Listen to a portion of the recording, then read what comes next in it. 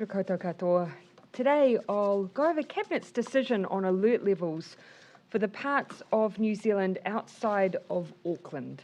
But first, I'm going to hand over to the Director General of Health, Dr. Ashley Bloomfield, to update us on the latest numbers in case those watching at home have not had a chance to look at the press statement earlier today. Dr. Bloomfield. Thank you, Prime Minister.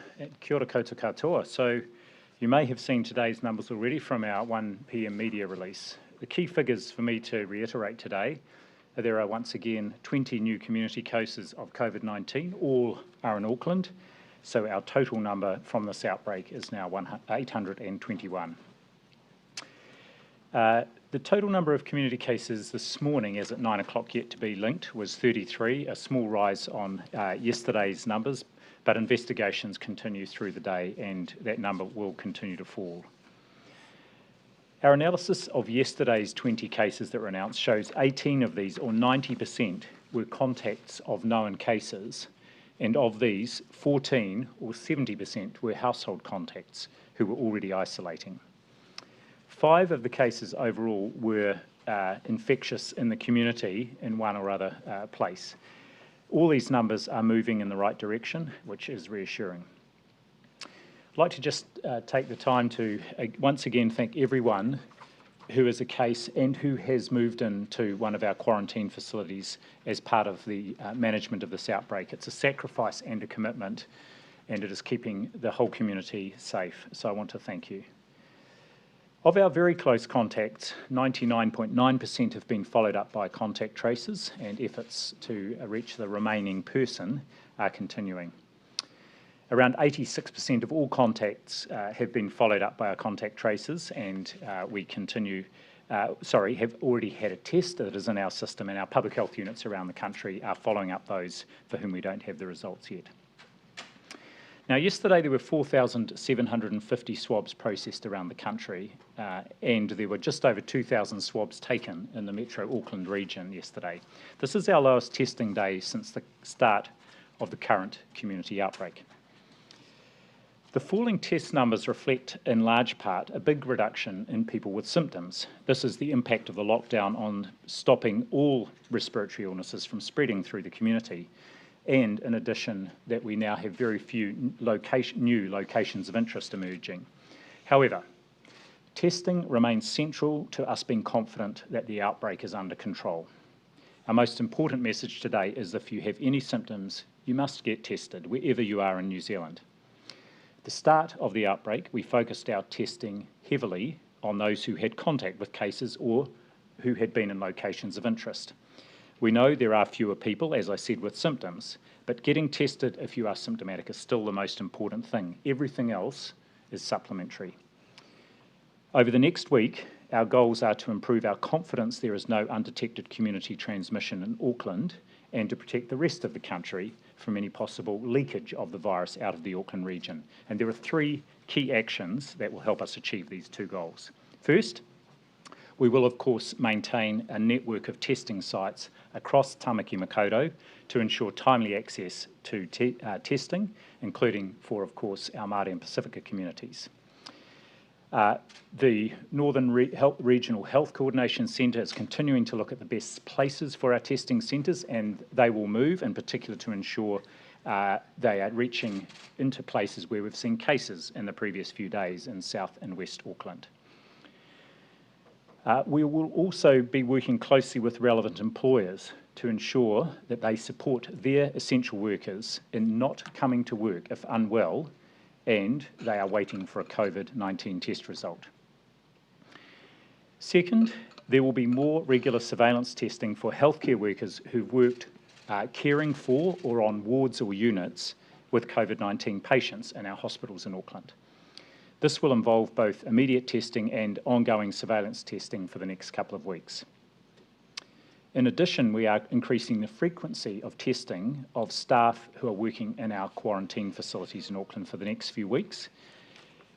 Given the large number of cases in there and what we know about the Delta variant is that people are shedding more virus than they did with earlier variants. So, in our quarantine facilities, we are moving to twice weekly testing for workers there for at least the next 2 weeks. And third, and this is new, I did allude to this last Friday, we will be working closely with employers who have workers who are crossing the Auckland boundary to put in place weekly testing of those workers. This is part of our overall efforts to fully control and end this Delta outbreak over the coming weeks. We have started engaging with employers and industries whose workers are affected. Now, because this is surveillance testing, that is, these people don't have symptoms, they will not be required to stand down or stay at home while awaiting their result, unless, of course, they have symptoms. And likewise, just as for other testing, there will be no cost for this testing. We are still working through the details, but the key point is essential workers crossing the Auckland border will be expected to have had a test in the last 7 days and be able to show proof of this. We're finalising how we will provide people with this proof, and it's likely to be an email or text message that they will be able to show at the boundary. There will be spot checks there to ensure people are getting this weekly testing done. We know there are around 3,000 essential workers who are crossing the alert level boundary each day out of an estimated 220,000 essential workers in Auckland. In the first instance, this testing will be available, of course, as our nasopharyngeal swabbing at any of the community testing centres in Auckland and at general practices and urgent care centres. However, we are also working with the provider in Auckland to enable saliva-based testing to be rolled out and available over coming weeks too, to support that effort. I would like to thank all essential workers for their efforts to keep all New Zealanders safe. These measures will start from Wednesday, the 8th of September. Finally, I know we're asking a lot of Aucklanders at the moment, and I recognise that these additional testing requirements might be inconvenient and indeed unwelcome. But I do want to reiterate how important they are, and that the sole purpose is to ensure we stamp out this Delta outbreak and that Auckland can move down alert levels as quickly and as safely as possible. So thank you to everyone for what you've done to date. It is making a difference, and let's see it through. Back to you, Prime Minister. Thank you, Dr. Bloomfield. As you can see, we are making progress, but we still have some real challenges ahead. That's why we need everyone's help with those two critical things, testing and following the rules of alert levels. I'll come to the rules in a moment, but first, a word on testing. Our case numbers at present are coming down, but we continue to see persistent cases attached to the current outbreak. Some of this is to be expected as we see close contacts and family members test positive, but some of these are still what we call unlinked or mystery cases. These matter because so long as we don't know where a case has come from, we cannot tell if we have other chains of transmission in the community that we haven't isolated yet. That's a cause for concern, and it is why testing is so important to us. And it is why we're asking, if you have any cold or flu-like symptoms, please get a test. It doesn't matter where you are in the country. We need you to be tested. It's why we ask our contacts to isolate and be tested. And it's why it's so important that anyone working, particularly at alert level 4, stay home if they are sick and get tested. We also want to increase our testing of people who are crossing the Auckland boundaries to ensure we don't see any spread beyond Auckland. You'll have heard Dr. Bloomfield talk about this. To ensure the safety of those in lower alert levels around the country, we want to step that testing up. And that's why, as has been said, all workers who are permitted to cross the Auckland boundary will be required to have evidence of a test taken within the 7 days before crossing. And as has been said, this will be a requirement from 11:59 p.m. on Thursday, leaving time for people to go ahead now and get a test. Because this is surveillance testing, people will not be required to stand down or stay at home while awaiting their result if they are an essential worker. We're also asking those who are permitted to travel for personal reasons to be tested, noting that this travel is often required for urgent reasons and may not always be possible. And of course, everyone's aware of the exemption process they have to go through for that. These are extra ways we can keep up our surveillance and ensure we contain the outbreak and stop it from spreading to other parts of the country. This also gives us extra confidence as we consider changes to alert level settings outside of Auckland. As you know, Auckland is set to stay at level 4 until 11:59 p.m. next Tuesday, September 14. Cabinet met today, though, to assess the latest data and consider the advice of our experts in order to determine alert level settings for the rest of New Zealand. Based on all of the information in front of us and on the advice of the Director-General of Health, Cabinet has agreed that all of New Zealand beyond the boundaries to the north and south of Auckland will move to level 2 at 11:59 p.m. tomorrow, Tuesday, the 7th of September. Schools and other education providers will be given the next 48 hours to prepare to reopen from Thursday morning.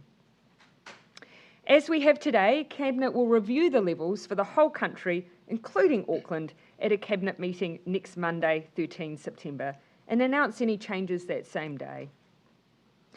These changes mean we'll have one part of the country at level 4 and the rest at level 2. For the most part, that is workable with the hard boundaries we've set up, but it does pose challenges, particularly for Northland, who essentially become cut off from the rest of the country. I want to assure Northland that we are working through those issues. There will be the ability for people to travel through Auckland if someone in Northland, for instance, needs to get to the Waikato for their work.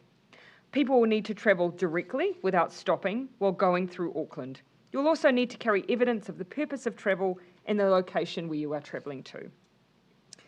The ability to keep moving down levels across so much of New Zealand is testament to everybody's hard work, but it doesn't mean we're out of the woods.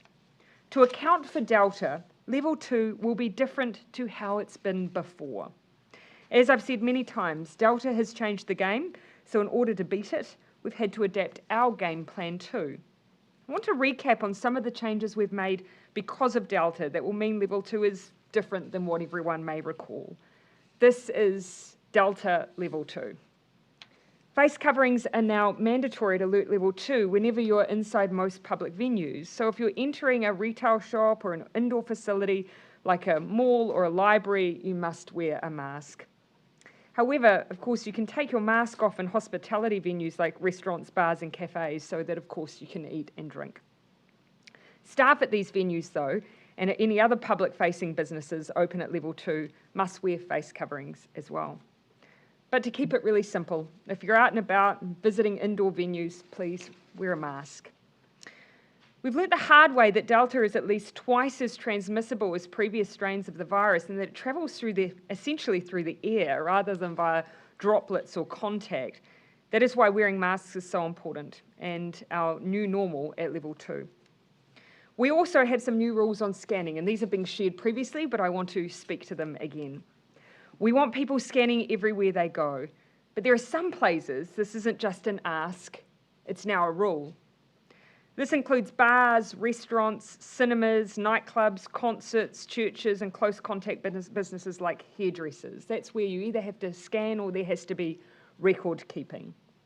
Essentially, places where there is close contact between people, where it's harder to wear a mask and where the virus can easily spread. It also means that if you're at places like private events, there must be a record kept of people attending. But even in places you are not legally required to scan in, my advice is, of course, do it anyway. What we've learned is that traditional contact tracing can't keep up with Delta. The virus is too fast. So record keeping and scanning continues to be our best tools to quickly track down any potential spread of COVID and keep us out of lockdown. It's also one of the best means we have of reducing the time we need to spend in lockdown. So again, please scan in. Mask wearing and scanning are rule changes we've made in advance of this latest outbreak, but this will be the first time that they've been put in place. At the same time, though, there are other things we've recently learnt about Delta that have caused us to take another look at the alert level 2 settings and ask if there's anything more we need to change. The biggest issue is this. Because Delta is more transmissible, we're much more worried about big groups of people. It's now no longer just whether you have enough space between you and others, but rather if you have too many people in a shared space generally with poor ventilation, that really ups the risk. That's why today I'm sharing 2 additional changes to level 2. The first is a limit of 50 people for indoor gatherings, hospitality settings, and event venues. This, coupled with the rules around customers being seated and tables being separated, reduces down the risk of super spreader events. If you're an outdoor venue or you have an outdoor space, you can have up to 100 people in that space, keeping in mind again the rules around being seated and separated. That's because ventilation makes such a huge difference to how infectious a COVID case is to others. And a reminder again that all gatherings must record attendees to help with contact tracing. The second change relates to indoor public facilities like gyms, museums, and libraries. Previously, these venues have had no hard limit on how many people are allowed to be in a space, but instead, a 1 metre distancing rule is a proxy for how many people could be inside. We're now bringing these venues into alignment with the rules that exist for retail and supermarkets, which is 2 metres. That again will just mean we have fewer people in a venue, with the number being dependent on the size of that venue. It's a quick alignment that we think in a Delta environment makes good sense. So a quick summary: wear a mask, scan everywhere you go, and be mindful that when you visit some places, they will have rules around how many people can be inside at any given time. Be patient, be kind, and support local. These are tough times. Moving to level 2 is progress, though, and it is positive, but it comes with a warning. We've done so well to get this outbreak under control. Level 4 restrictions are working, but the job is not done. We're within sight of elimination, but we cannot drop the ball. For the full details of the new level 2 settings, Delta 2, visit COVID-19.govt.nz. We're now happy to take questions. Prime Minister, will any of these new restrictions be carried over into Alert Level 1? Well, I think the first thing that I would say is that actually when I've spoken to our public health officials around Alert Level 2, they still absolutely anticipate that if we continue to make progress, that we will get back to a 1 environment. But what we will do is the same that we've done with every alert level. Take a look at 1, see if there are any improvements that we need to make. But every day we are applying what we have learnt in this outbreak to any of the changes we're making to our settings. Michael Baker has said that particularly gyms, nightclubs, churches are actually just too risky and perhaps they shouldn't be open at all under a Delta level 2. Did you consider that option? Well, as you can see, we have changed the settings for those environments. So keeping in mind, of course, for nightclubs, we have the requirement around seating. So that's fundamentally changed the way they operate. And now we've put a total cap on those indoor venues. And I know, and I have to acknowledge that that will be very difficult for some who are working in hospitality, where they may have a larger venue.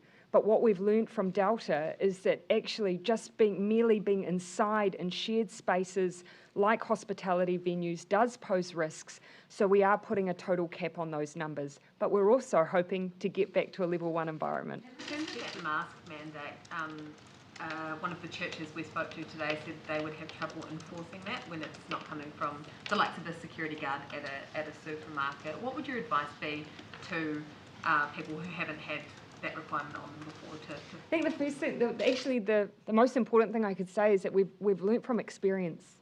You can see from this outbreak that unfortunately it's the social events where people know one another, where they're indoors for long periods of time, where they're socialising, that we see spread. And you only have to look at some of the examples from this outbreak, and that's why it's so important. So I think education is as important as some of those harder forms of enforcement that people ask for, like security.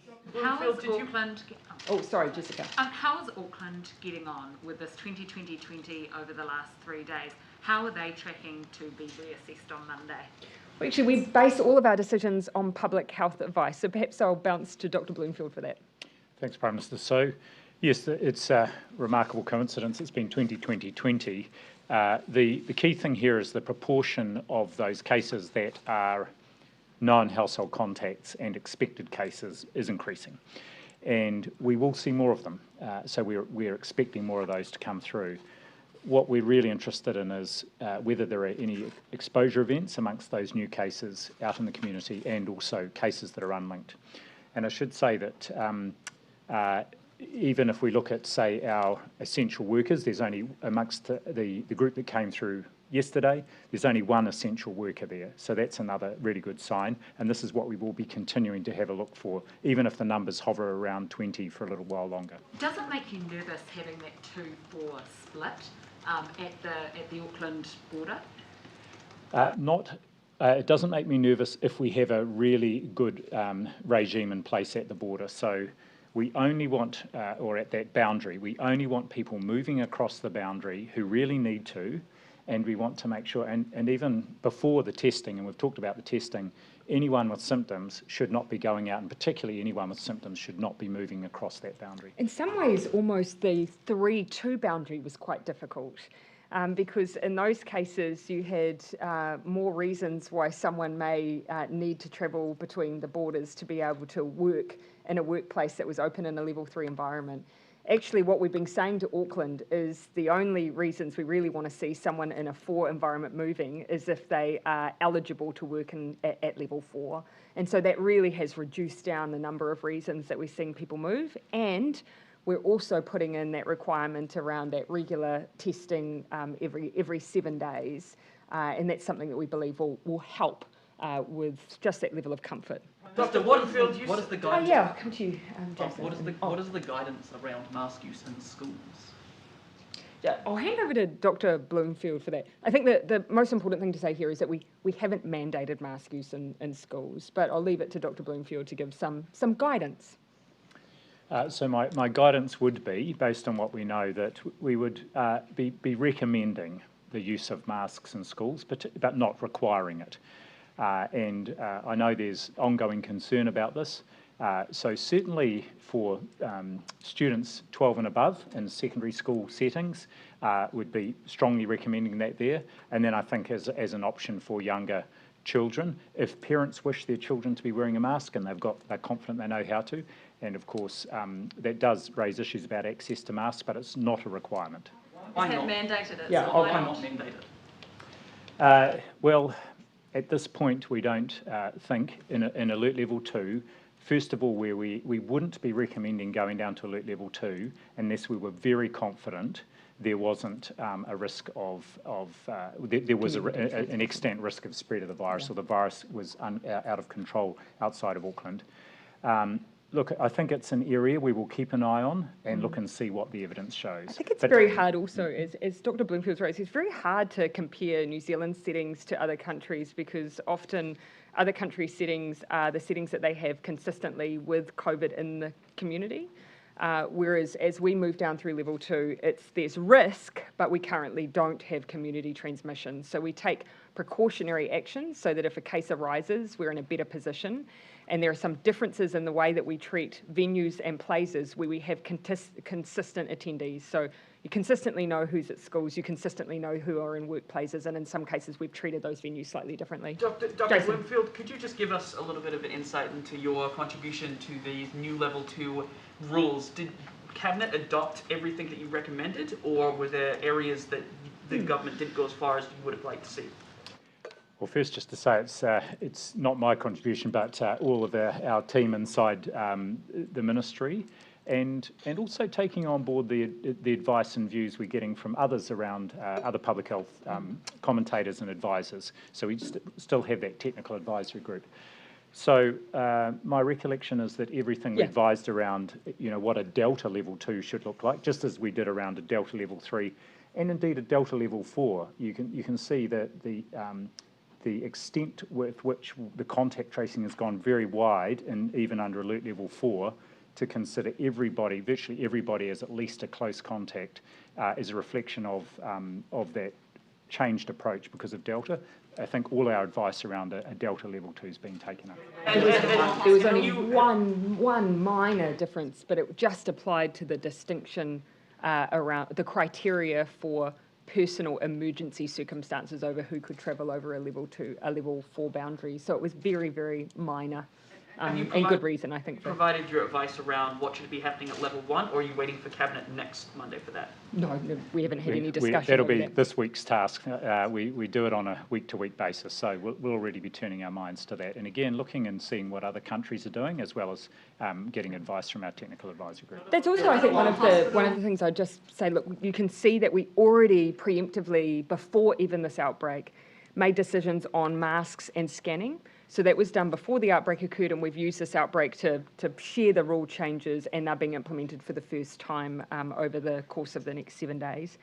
But what we're also doing is learning in real time. So we're looking at what the public health units have experienced with Delta, what they're seeing around transmission, and applying that to the way that we implement our rules. So that's why some of the lead times are in real time, because we are trying to use those experiences and apply them. Yes, of- on the ward with other patients. Happy to come. Yeah, I think it's an important question. Sorry, Dr. It is, Bloomfield. but Toby, you don't mind, I'll come to Claire, but happy to answer that question because we have been briefed on it. Claire, and then back to Toby. Mine is pretty much the same about the Middlemore patient, whether or not you have yet found a link to a location of interest or another known case, and also what has been, how it came to happen, and what's happening now. Sure, go ahead, Dr. Bloomfield. So on the first of those questions about the link, not yet, but the team has been interviewing, the Auckland Regional Public Health team has been interviewing every member of the household. There's a household of 10 people where that case is from, and so they will have gleaned more information today. What I think they'll need to go back quite a way, so I'm confident there will be a link there. It's just uncovering that. In terms of what happened with the person who was admitted to Middlemore, from what I've been briefed on, the person presented with symptoms that were not typical COVID symptoms at all, although the appropriate screening questions were asked that are asked of everybody who attends an ED under this sort of arrangement. Dr. Bloomfield, the request has been made if you could face the front while you answer this question, okay, lest yes. we repeat the answer. Lest we need to repeat the answer.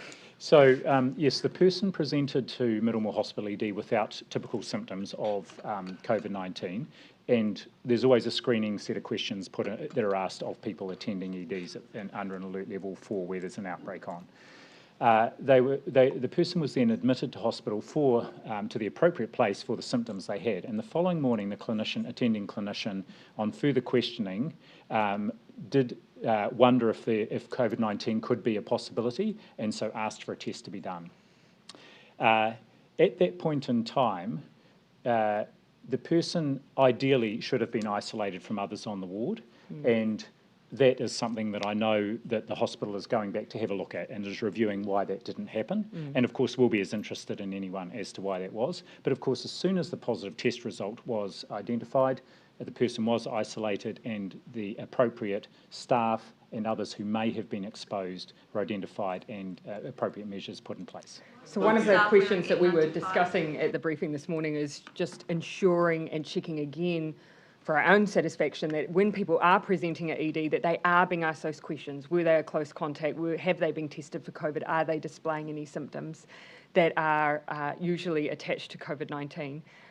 In this case, the person presented with abdominal pains. And so the issue we're now asking ourselves is, should there be a widening of the symptom checks? And that's something that our health team are assessing at the moment. All the staff wearing N95 masks, and can you respond to the families of the patients who are also on the ward who have called this negligent? Yes, well, I'm aware that families of others on the ward will be concerned, and I've seen those concerns expressed, and I fully understand them, and that's why the hospital has undertaken to have a look and see what happened in this case, and I'm sure the first people they will be providing an explanation to will be those other patients who were on the ward at the same time and their whānau. I don't have any information about what PPE staff were wearing on that ward, so I'd have to come back to you on that. Yeah. Prime Minister, how confident are you now with these dropped case numbers that New Zealand will return to 0 cases daily? Is there modelling? Look, I would rather get there and then declare that that's what we've achieved than get too far ahead of ourselves, because there is work to be done. And one of the difficult things is every time we discover a case, then automatically there are going to be more attached to that. And you've seen today, we've got one case that we've identified. They're in a house, in a large household, which means almost inevitably you'll see extra cases come through from that. So for us it is day by day, but day by day we are making very good progress. What I don't want to do is make the mistake of moving too quickly and then seeing a resurgence, because that has happened with Delta before. Did you have another one, Ben? I was going to ask, on the 2D or Delta 2, whatever we're calling it. Delta 2. Delta 2, okay, thank you. So the new restrictions are 1 metre to 2 metre and caps of 50. For a lot of businesses, that will be the difference, I imagine, between opening and not, because of the viability question that creates. Will there be ongoing support for those businesses? So that's more relevant. So remembering the 2 metre is what we're applying for spaces like museums, public libraries, and the like, gyms, swimming pools. So those are often larger venues, but we're asking to use 2 metres as a general guide to reduce down the number of people overall who'll be in those venues. What I acknowledge is whereas we haven't changed the distancing that are already in hospitality, what we've done is put in a total cap. I acknowledge that that will be tough. And I think the best thing that we can do for those individuals, yes, is keep up the support that they're able to access, and we'll keep sharing any changes there as we go through the alert levels, but also try and get back to as much normality as quickly as possible. And that's certainly our goal. There will be some out there who may have been questioning, is it that we're going to stay in a Delta 2 for prolonged periods of time? That is not what we're anticipating. We want to keep moving, but it will all depend on how successful we are. What are the restrictions Yeah, I'll on? come to you. Workplaces that aren't customer facing, say an office, be closed if at all, can they basically go back to normal? Yeah, so if you're not customer facing at all, then many of the rules there remain the same. But we are asking people to be Delta aware, so that if they're able to, just be aware of what we've learnt from this, reducing down contact with one another, just being really mindful of what they will have seen reported over a number of weeks. And so what's one case outstanding that you're unable to, one contact you're unable to track down? Have you got the police involved in that yet? Are they helping you pursue them yet? Yes, so even before then, where we have cases that we can't, or contacts we can't get hold of through the emails, or we can't get a response through the emails and contact details we have, we use what we call our finder services. That includes any information that other agencies may have, including the police. And what we're also doing is, where we've got people with outstanding tests, the local public health units, if they can't get hold of people, are actually doing visits to the address that we think people are isolating at. For these unlinked cases, obviously there's a bunch every day that kind of gets sorted out in the next 48 hours. But there are some, it seems, that are kind of staying, that are still unlinked. How long is the longest case been in the system for now? We've asked for that information, and I got a graph, which I'm sorry I didn't have a chance to have a look at. But what I would say is that it's not just the epidemiological link, and in the past we've used this as well, because we can often link people through our whole genome sequencing.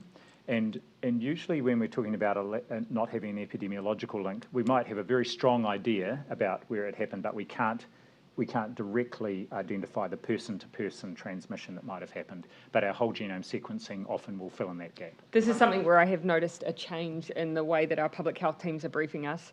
In the past, if you had 2 COVID positive cases that happened to be at the same venue, that previously was not enough for our public health team. They wanted to find how they had direct person-to-person contact in order to identify that it had been that place where transmission had occurred. Now, there is an assumption that if you're in the same venue at the same time, it is entirely possible for it to simply that have been the transmission event in a Delta environment. But as Dr. Bloomfield said, what we've asked for is basically to date stamp those mystery cases, because if they were very, very early on, then look, we accept that there were a large number of exposure events early on, but if you're getting them later on with infection onset later on, then they are more risky to us. So hopefully I might be in a better position to share a bit more on that tomorrow. On the Auckland, on people traversing Auckland to get to Northland, or to get coming from Auckland further south, is there going to be, what are the rules about that? It's about 2 hours probably driving, depending on the traffic. Have they got to have like a time limit? Is going to be Sorry, for people when they're transiting through. Yeah, so look, we've been in this position before, and really I think the request that we have from those in the north is just to allow access to other level 2 environments, because in level 2 you are allowed interregional travel. So someone from Hamilton is allowed to move down to Rotorua. The same goes for someone in Northland. The problem is they just have a level 4 in between. So that's why we just ask them to bring evidence of where they're going and why, and just move straight through. And that will be key. Do not stop in Auckland. It is a level 4 environment, lest you want to end up being told you have to isolate. So keep moving through. Joe, I haven't had you, Thomas, and then I'll come back into the back rows. Dr. Bloomfield, what was the advice that you gave to Minister Hipkins around whether there should be pre-departure tests for people leaving New South Wales over the course of that 5 weeks we managed flights coming back to MIQ for 14 days? Gosh, if you don't mind, I'd have to go back and just have a look. I haven't got that at the front of my mind just at the moment, but I'm very happy to come. So would you mind repeating that just again, Joe? The advice that Dr. Bloomfield gave to Minister Hipkins about whether pre-departure tests should be required for people leaving New South Wales on managed return flights to come back to MIQ. Oh yeah, I remember that. Yeah, I remember that advice. Oh, do you mind? Please. Go ahead. So the advice at that time was that there was and remember this was very early on in the outbreak when the numbers were much lower, but I feel like it might have been a bit earlier than that. It was at the time that we made the decision to have red flights anyway, but nonetheless, the view at that time was twofold, that there was probably as much risk in having someone go and attend because if they had a high positivity rate at that point, that there was as much risk asking someone to go and attend to receive a pre-departure test, and that given they were going directly into quarantine, the view of the health team was to allow them to come back and test them on arrival. So that was the advice that we were given. I would like you to get that advice from me, please, but given your comments to me... It is as I relayed, so there was definitely no recommendation from the Ministry of Health to have pre-departure testing. I remember that much. OIA, so I'm asking if Dr. Bloomfield can offer it. But sure, but I just gave it early. Going back to your comments to me yesterday, how it was an important part of the toolkit in terms of limiting the number of positive cases that come into MIQ and therefore potentially leak out into the community. How does that marry with not getting people from New South Wales to do that when it was Delta-ridden? And I'm sorry, but New South Wales health system wasn't that stuffed that people couldn't go and get a COVID test. It's not the only place that we don't have a pre-departure test requirement as well. There are other places where the availability of pre-departure tests means that they do come straight in as well. Yeah. It is. Yeah, look, I'm very happy to come back to you on that, and I, as in all these matters, take the advice of my public health team and the circumstances at the time. So I just need to get... How your comments yesterday go and that decision don't seem to make much sense? Well, it is in the context, though, Joe. One of the things to keep in mind, those red flights, the proximity of their availability to bring people back, the 72 hours beforehand, the processing time available in Australia. There are a range of factors, as I recall. So let's just get the advice out and we can share it with you. But that's my absolute recollection of what we were shared with. Publicly give me that information and then it's... Oh, look, well, everything's eventually released anyway. So Sure. I've spoken to it, so I have no problem releasing it.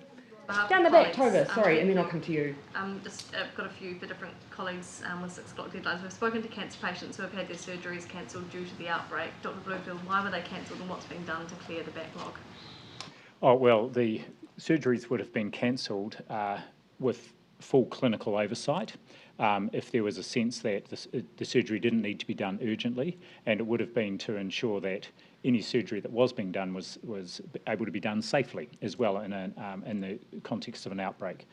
As you can imagine, that not just in other parts of the country, but in Auckland, any surgery that needs to be done because there's an urgency about it will be being prioritised, and cancer-related surgery is obviously right at the top of that list.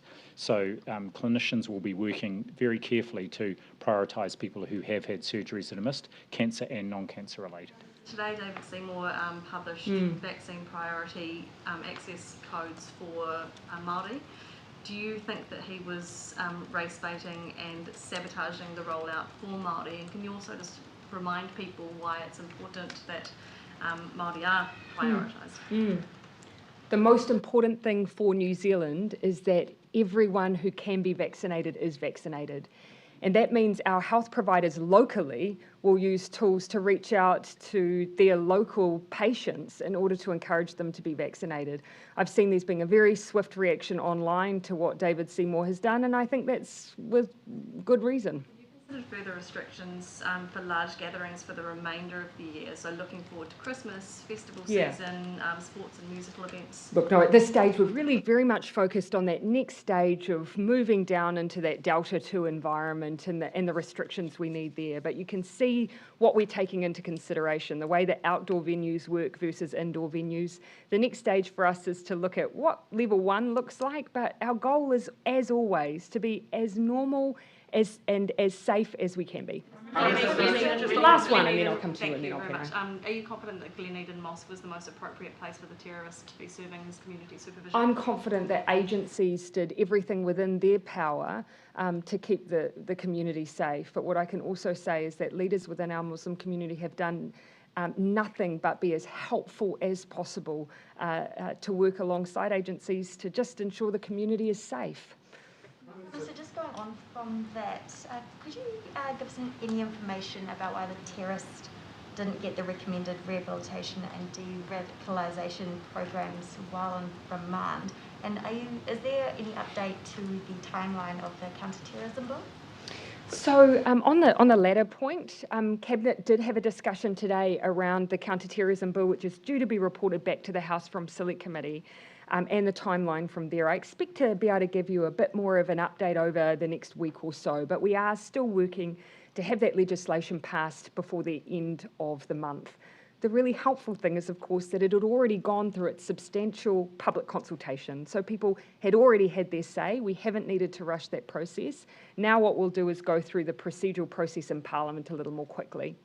On the question of rehabilitation, look, we've put out in the public domain a large amount of information, but I do still think there's a role for those other reviews that we have, the coroner's process, the IPCA, to give us those extra insights into what happened in this case. Thomas, I think I haven't had one for you. Would you like to see corrections provide more information about what programs or offers of support were made to this man? Yeah. So look, I do think that that's part of the work that we need to do as we put out all of the agencies' responses. You may have seen that they have responded to some of the questions around, for instance, the mental health support and assessments, and for instance, the fact that that those were rejected, and some of the challenges that existed there.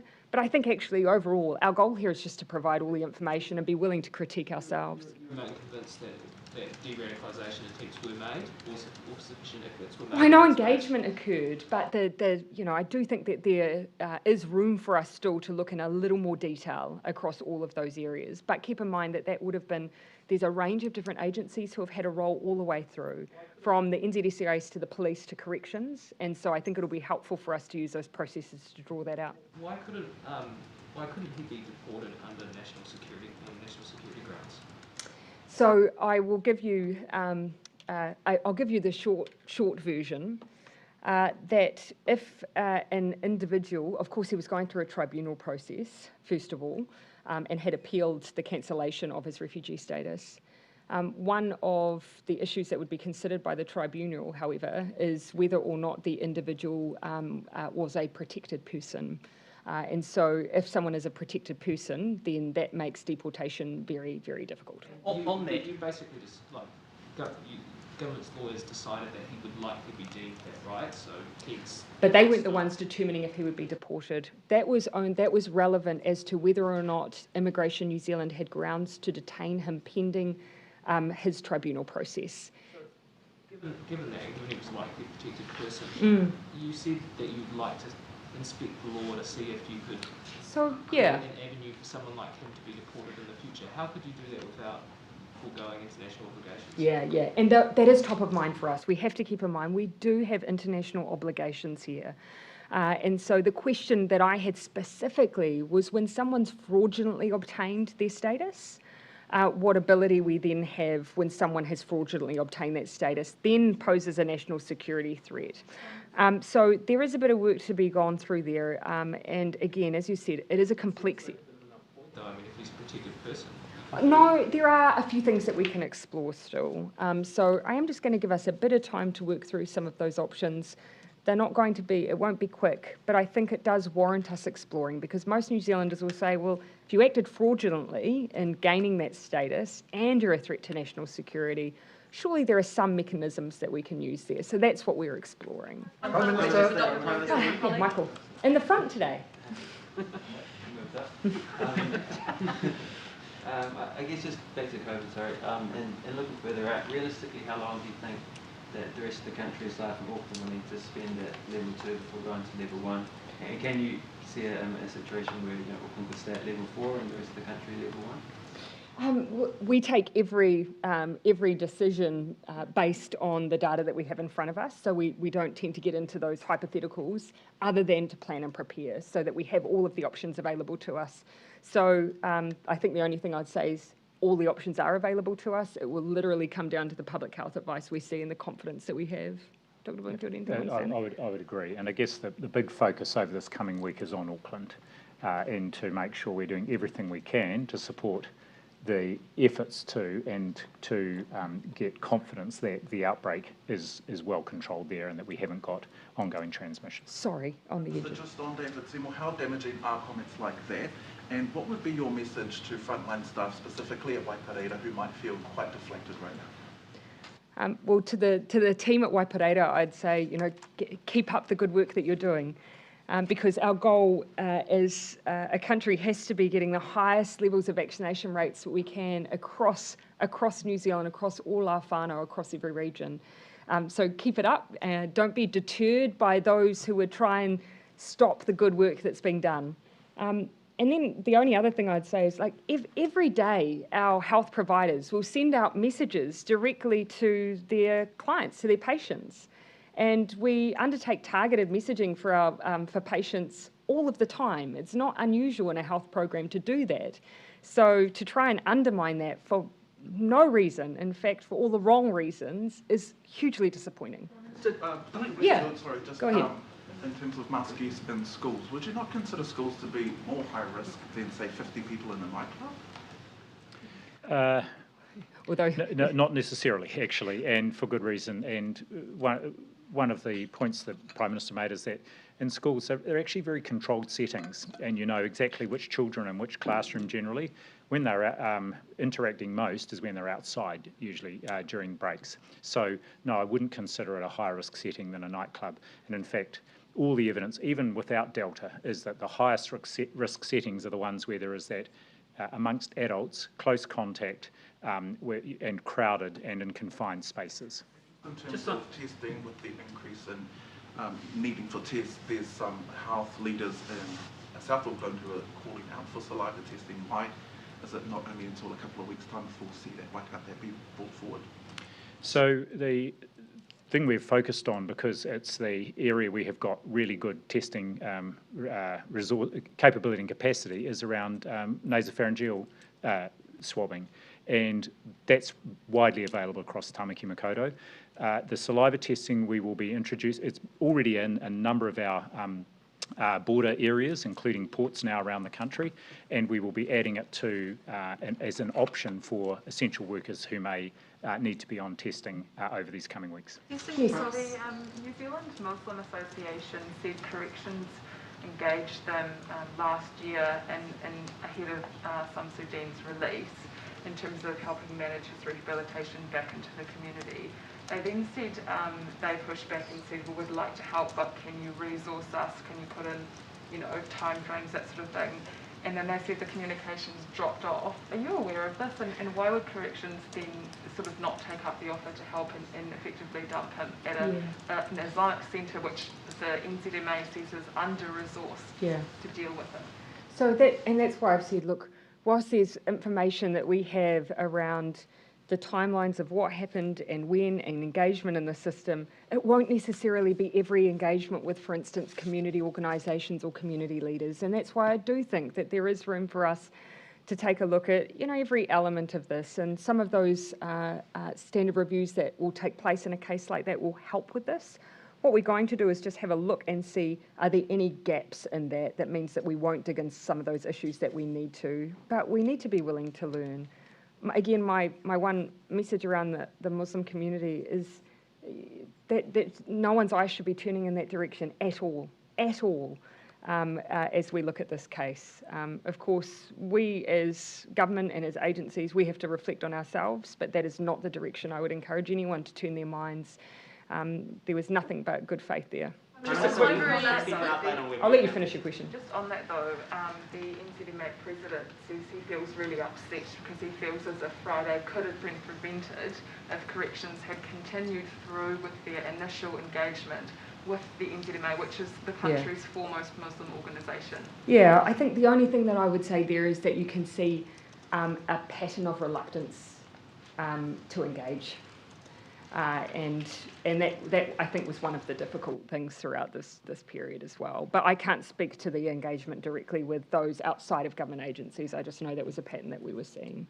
Just a quick question, just on clarity. On surveillance testing, you said that the workers crossing the borders would have until 11:59 on Thursday to get the first done, but Dr. Bloomfield said that it would be from Wednesday the 8th. Could you provide a little clarity around this? Or is it just midnight on Wednesday, or is it...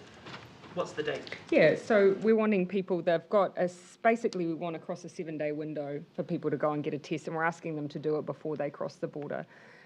We'll be working with different organisations who particularly cross the border frequently to make sure that's workable, but at the moment the proposal I have is 11:59 p.m. on Thursday. I'm confident that the truckies were properly kept in the loop on that. We heard the Road Transport Forum this morning saying they were blindsided. So you'll have heard Dr. Bloomfield spoke about this several days ago. So this is not the first time we've talked about this. This is the first time we've put a date on it, and we will continue to engage with those who are passing frequently. But I think people understand we are moving the rest of the country to a much lower alert level. And so people want to have confidence that those who are moving through the country are doing so in a way that is safe for them. And this is one way that we can move the rest of the country while still having that border. Very few places around the world have been able to maintain those different levels of restrictions, and this is one way that we can do that.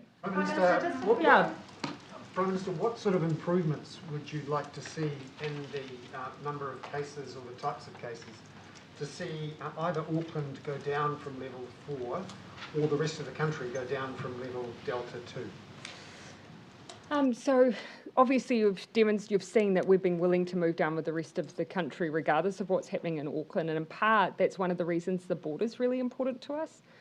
You know, I think in the past, of course, the fact that people, you know, in New Zealand, we do move around a lot. We have a lot of transient movement. We have a lot of freight moving.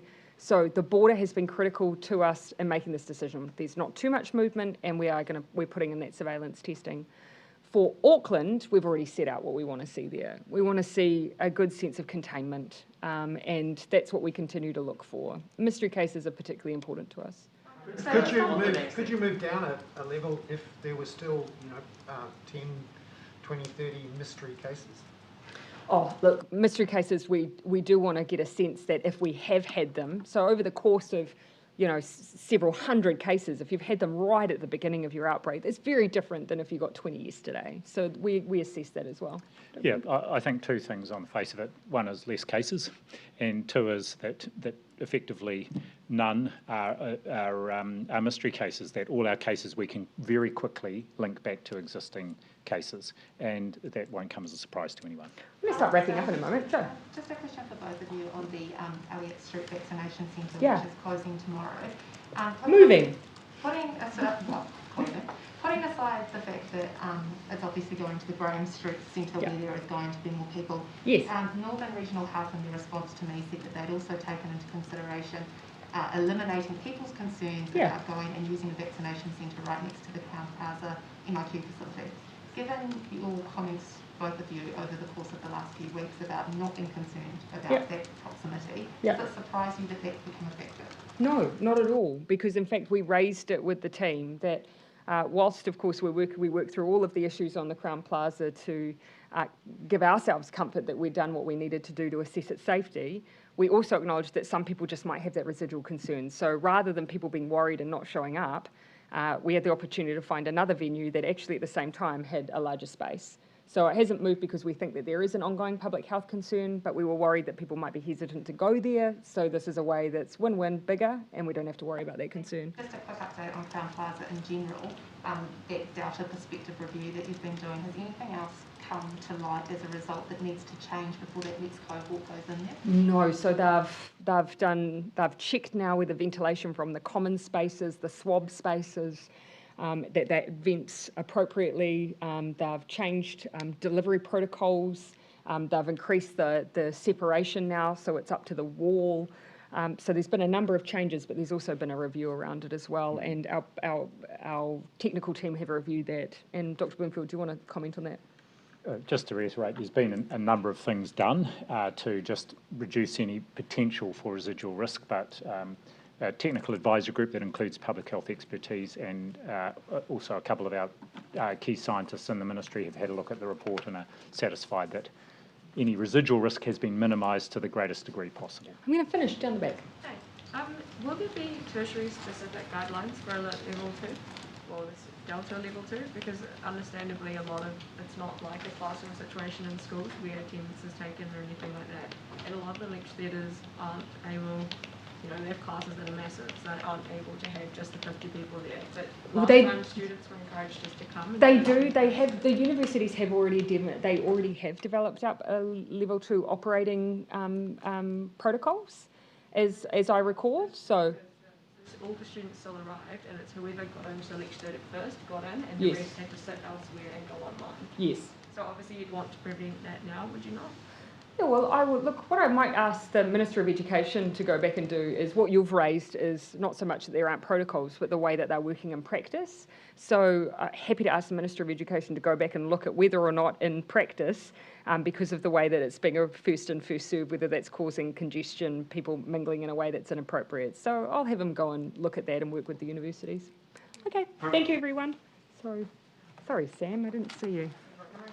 Quickly, mask use at university. Is that mandatory? Minister, Dr. Berger. Right, yeah. Not mandatory, but I would strongly encourage it. And it would be a really good place for people to be using masks and scanning in.